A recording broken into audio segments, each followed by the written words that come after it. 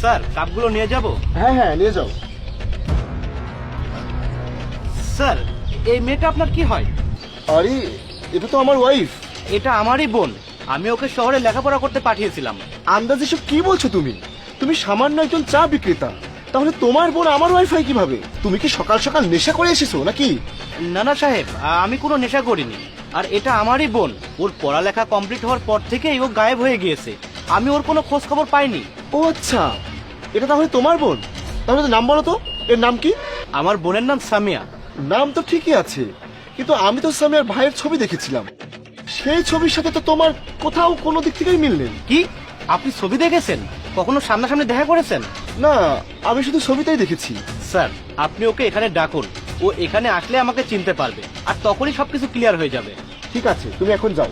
সামিয়া আসলে আমি তোমাকে ডেকে নেব। ঠিক আছে স্যার। হ্যাঁ সামিয়া, আমি তোমাকে কিছু দেখাতে চাই। তুমি এক্ষুনি অফিসের পাশে চলে আসো, ঠিক আছে?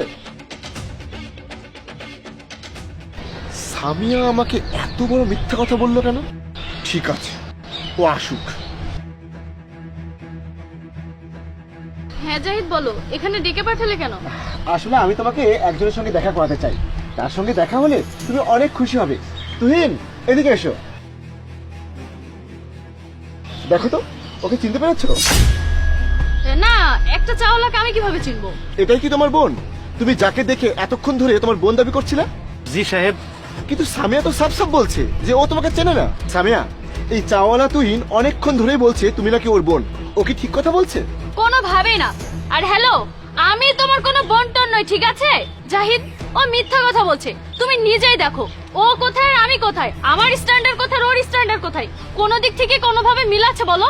সামিয়া, এত বাহানা বানিও না। আমি তোমাকে অনেকবার বলেছি যে তোমার ফ্যামিলির কারোর সঙ্গে আমাকে দেখা করাও, কিন্তু তুমি একের পর এক বাহানা বানিয়েছো যে আজকে আমার ভাই এখানে আছে, আজকে আমার ভাই ওখানে আছে, আজকে আমার ভাইয়ের মিটিং আছে। আচ্ছা তুমি আমাকে একটা কথা বলো তো, কোন ভাইয়ের কাছে তার বোনের বিয়ের চেয়ে অফিসের মিটিং বেশি ইম্পর্টেন্ট হয়? কোন ভাই তার বোনের বিয়েতে আসতে পারে না? জাহিদ, তুমি এত কথা বলছো কেন?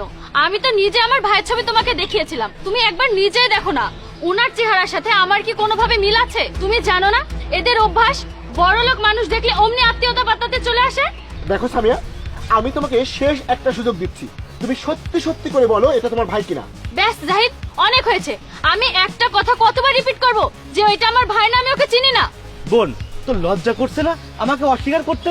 2 বছর পর তোর সঙ্গে আমার দেখা হলো। আমি কি তোকে শহরে এত টাকা পয়সা খরচ করে পাঠিয়েছিলাম পড়াতে এই জন্যই যে তুই আমাকে ভুলে যাস? সাহেব, আমি জানি না ও এত মিথ্যা কথা কেন বলছে। ও আমারই বোন। ওই হ্যালো, কখন থেকে বোন বোন করে যাচ্ছে? এসব ফালতু সম্পর্ক করার কোনো সময় নেই, ঠিক আছে? আচ্ছা ঠিক আছে, তাহলে তুমি স্বীকার করবে না, তাই তো? ঠিক আছে, তুমি এক্ষুনি তোমার ভাইকে ভিডিও কল করো। জাহিদ, কমসে কম তুমি সময়টা তো দেখো। আমার ভাই বড় বিজনেসম্যান, আমি ওনাকে যখন তখন কল করতে পারি না, কারণ আমার ভাই অনেক ব্যস্ত থাকে। ওকে, তোমাকে কল করতে হবে না। তোমার কাছে তো তোমার বোনের নাম্বার আছে, তুমি কল করো। না না না, ওকে, আমি অ্যাকসেপ্ট করছি, এটাই আমার ভাই। তো এতক্ষণ ধরে মিথ্যা কথা বলার কি দরকার ছিল? আসলে জাহিদ, আমি যদি সত্যি তোমাকে বলে দিতাম এটা আমার ভাই, তাহলে তুমি কি আমাকে বিয়ে করতে বলো? আর ভাইয়া, তুমি কি দুনিয়াতে কোনো জায়গা পাওনি? এই অফিসটার সামনে তোমাকে চা বিক্রি করতে হলো? সেটা সামিয়া, তোমার সাহস কিভাবে হয় তোমার ভাইয়ের সঙ্গে তুমি এভাবে কথা বলছো?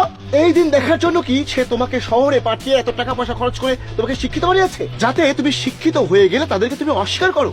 আরে 2 বছর ধরে তোমার ভাই তোমার সাথে কন্ট্যাক্ট করার চেষ্টা করছে। একটা ভাই তার বোনের কাছে কি বা এমন আশা করে?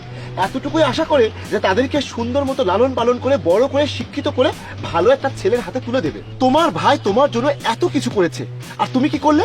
তুমি শিক্ষিত হয়ে বড় হয়ে তোমার ভাইকে তোমার জীবন থেকে মুছে দিলে। তুমি একবার ভেবে দেখো তো, 2 বছর ধরে যখন তোমার ভাই তোমার সাথে কন্ট্যাক্ট করার চেষ্টা করেছে, তোমাকে পায়নি, তাহলে তার মনের উপর দিয়ে কি গেছে? সে তো জানতও না যে তুমি ভালো আছো নাকি কেমন আছো, তুমি বেঁচে আছো নাকি মরে গিয়েছো, সেটা তো কিছুই জানতো না সে। আচ্ছা সামিয়া, তুমি আমাকে একটা কথা বলো তো, আমি কি কখনো তোমাকে বলেছি যে আমার একটা বড়লোক পরিবারের মেয়ে চাই?